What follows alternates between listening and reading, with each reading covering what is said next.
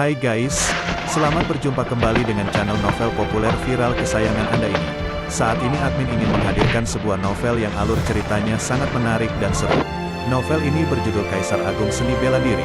Sebelum mengikuti keseruan ceritanya, mohon bantuan kalian untuk subscribe, like, dan share video-video yang ada di channel ini. Selamat menikmati.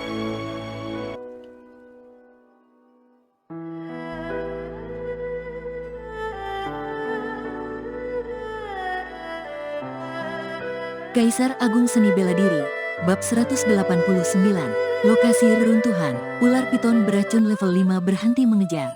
Luo Xiu dan dua orang lainnya terus terbang sejauh 50 km. Begitu sampai di tempat yang cukup aman, mereka akhirnya berhenti. Tubuh Xing Ranran sangat tegang. Napasnya terengah-engah dan dahinya penuh dengan peluh. "Terima kasih," ujar Xing Ranran pada Luo Xiu. Jika bukan karena Luo Xiu yang menyelamatkannya, mungkin Xing Ranran sudah terkubur di bawah taring ular piton beracun. Ular piton di rawa air mengalir sangat beracun. Bahkan, jika itu adalah ular piton beracun level 4, seorang raja bela diri pun membutuhkan waktu beberapa bulan sebelum bisa menawarkan racunnya.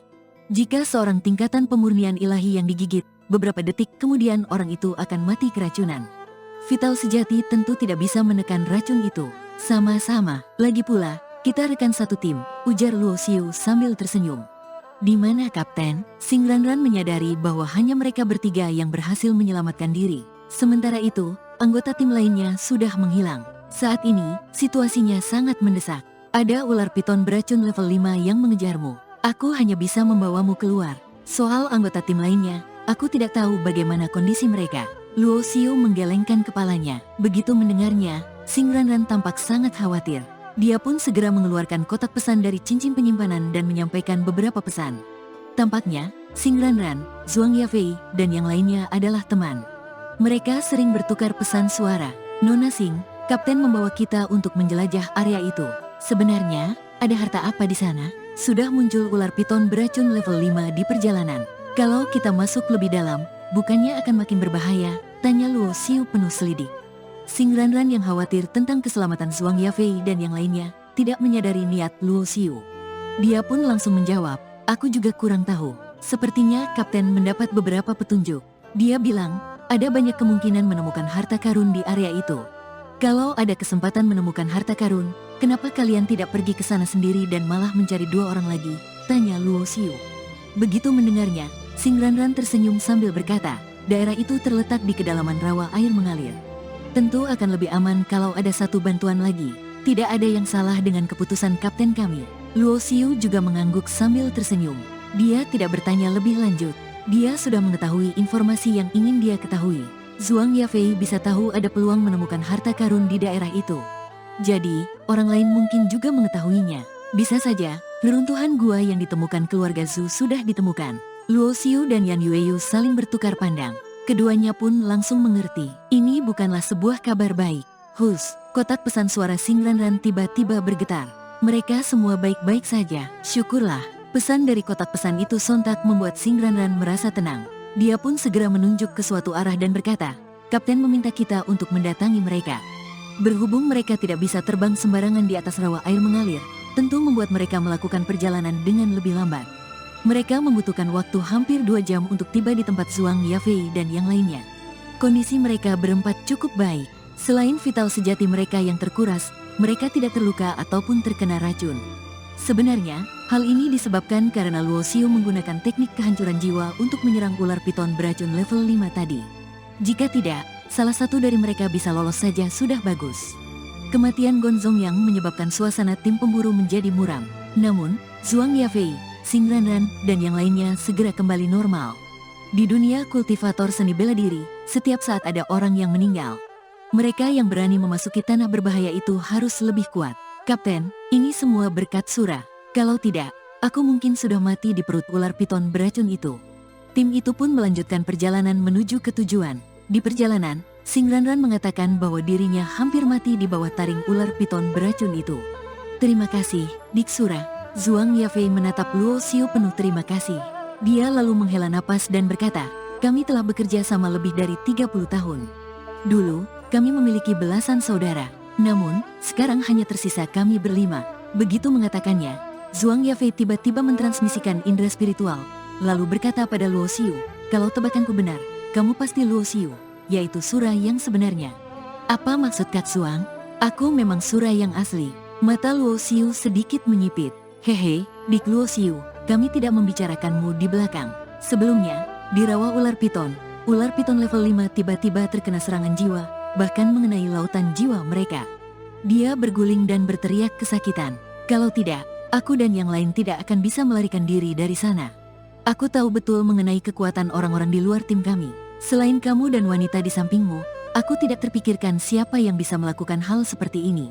Dari rumor di negara bagian Tanah Langit, katanya kamu mampu membunuh pesilat tingkatan raja. Itu sebabnya aku bisa menebak identitasmu yang sebenarnya. Ada lagi, ketika melakukannya, kamu hanya menggunakan kekuatan tubuh fisikmu dan tidak menggunakan vital sejatimu. Karena di seluruh negara bagian Tanah Langit, vital sejati api hitammu adalah hal yang sangat unik, hampir seperti simbol dari identitasmu." Meskipun Luo Xiu mengira dia sudah menyembunyikannya dengan cukup baik, selama pertarungan di Raja Ular Piton, dia memang sudah mengungkapkan beberapa petunjuk.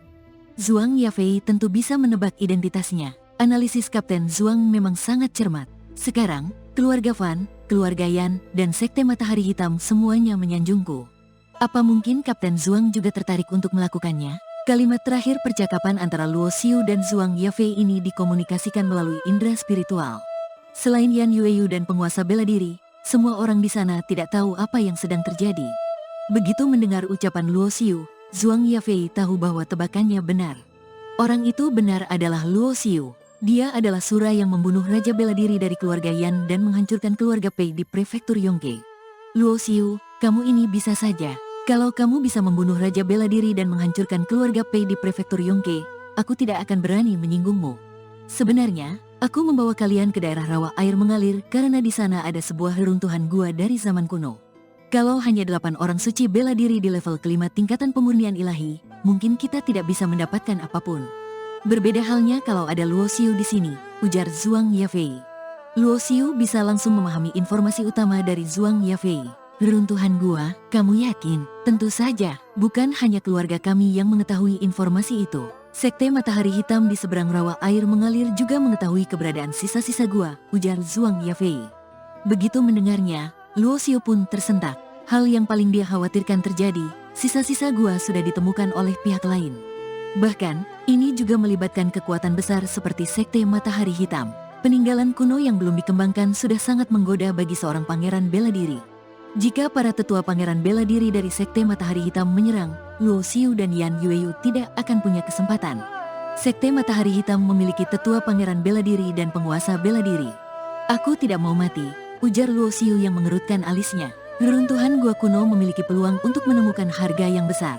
Namun, jika dibandingkan dengan hidupnya, harta itu bukan apa-apa. "Hehe, kamu terlalu berpikir jauh."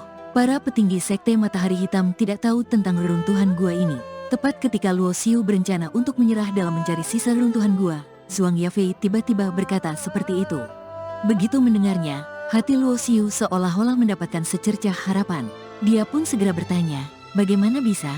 10 hari yang lalu, aku tidak sengaja masuk ke wilayah itu dan menemukan lokasi reruntuhan gua. Saat itu, ada juga ahli bela diri tingkatan pemurnian ilahi dari Sekte Matahari Hitam yang menemukannya bersama denganku. Saat itu, kami bertarung, tetapi kekuatan kami seimbang. Setelah mengetahui tidak ada yang bisa dilakukan, kami sepakat untuk tidak menyebarkan informasi soal reruntuhan gua. 10 hari setelahnya, 8 orang dari masing-masing akan menjelajahi gua bersama." Zhuang Yafei menjelaskan keseluruhan cerita dengan detail. "Kamu percaya dengan janji seperti itu?" tanya Luo Xiu. "Kamu saja bisa memberitahuku tentang keberadaan gua itu. Dia juga pasti sudah memberitahu para ahli bela diri dari Sekte Matahari Hitam soal gua itu." Zhuang Yafei tersenyum masam. "Aku juga paham, tapi aku hanya bisa bertaruh. Lagi pula, jika ada ahli bela diri tingkatan raja yang mengetahui gua itu, pasti orang lain tidak akan memiliki kesempatan. Orang dari Sekte Matahari Hitam juga tahu hal ini. Jadi, aku hanya bisa bertaruh bahwa dia tidak memberitahu petinggi Sekte Matahari Hitam soal gua ini." Luo Xiu mengerutkan alisnya dan merenung. Seperti yang dikatakan Zhuang Yafei, kemungkinan seperti ini memang ada. Bagaimanapun, semua orang tamak dan egois. Jangan sampai, gua yang sudah mereka temukan dengan susah payah justru jatuh ke tangan orang lain. Zhuang Yafei sedang bertaruh. Jika Luo Xiu setuju untuk pergi, Ini sebenarnya adalah pertaruhan. Begitu perkiraannya meleset, mereka akan langsung berhadapan dengan Pangeran Bela Diri, bahkan penguasa bela diri dari Sekte Matahari Hitam.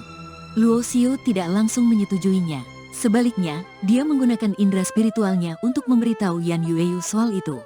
Reruntuhan gua adalah kesempatan yang langka. Berhubung sudah ketemu, kita tidak boleh melewatkannya. Yan Yueyu memberikan saran sambil berjalan menghampiri Luo Xiu. Begitu situasinya sudah tidak aman, mereka harus segera mundur. Baiklah, kalau begitu ayo pergi periksa. Begitu mendengar Luo Xiu setuju, Zhuang Yafei menghela napas lega. Dia tahu betul bahwa apa yang baru saja dia lakukan adalah sebuah pertaruhan besar. Jika dia memenangkan pertaruhan, dia bisa mendapatkan keuntungan yang sangat besar. Namun, jika kalah, dia tidak akan memiliki apa-apa, bahkan harus mati di rawa air mengalir ini. Tanpa mengatakan apapun, rombongan itu tiba di wilayah yang ditandai di peta di tangan Zhuang Yafei. Wilayah ini adalah perairan yang ditumbuhi rumput liar. Ada beberapa binatang iblis kuat yang ada di dalam perairan. Menurut Zhuang Yafei, pintu masuk ke reruntuhan gua berada jauh di pusat perairan. Juga ada binatang iblis di level ke-9 tingkatan pemurnian ilahi. Di saat yang sama, ketika Luo Xiu dan yang lainnya tiba, sekelompok orang juga muncul di seberang perairan. Mereka mengenakan pakaian Sekte Matahari Hitam. Totalnya ada 8 orang. Zhuang Yafei, bukannya kita sepakat untuk membawa 8 orang ke sini? Kenapa kamu hanya ber7? Seorang pemuda dari Sekte Matahari Hitam terbang mendekat, lalu berkata sinis, tidak mungkin satu orang mati di perjalanan, kan? Saat orang itu mengatakannya, indera spiritual mereka juga ditransmisi ke arah Luo Xiu dan yang lainnya. Dia tampak tersenyum dan mencibir. Orang-orang yang kamu bawa itu terlalu lemah. Tepatnya, reruntuhan gua bukan tempat untuk main-main. Mungkin nyawa kalian akan dipertaruhkan di sini. Song Shaoyuan, hidup dan mati masih belum bisa ditentukan saat ini, kan? Zhuang Yafei menanggapi dengan senyum dingin. Kalian hanya para manusia lemah tingkat pemurnian ilahi. Aku bahkan bisa menghancurkan kalian dengan tanganku. Tiba-tiba, seseorang mendengkus dingin. Seorang pria tua berjanggut putih dari Sekte Matahari Hitam memandang kelompok Luo Xiu dengan jijik. Dia melepaskan niat membunuh yang sangat kentara. Di saat yang sama, aura tirani terus menyebar dari tubuh pria tua itu, sampai membentuk tekanan yang sangat besar seperti gunung, bahkan menekan Luo Xiu dan yang lainnya. Aura mengesankan itu melampaui Raja Bela Diri dan jauh lebih kuat dari Pei Yuanju dari keluarga Pei yang merupakan Raja Bela Diri level 9. Kekuatan penguasa bela diri, Luo Xiu sedikit tertegun.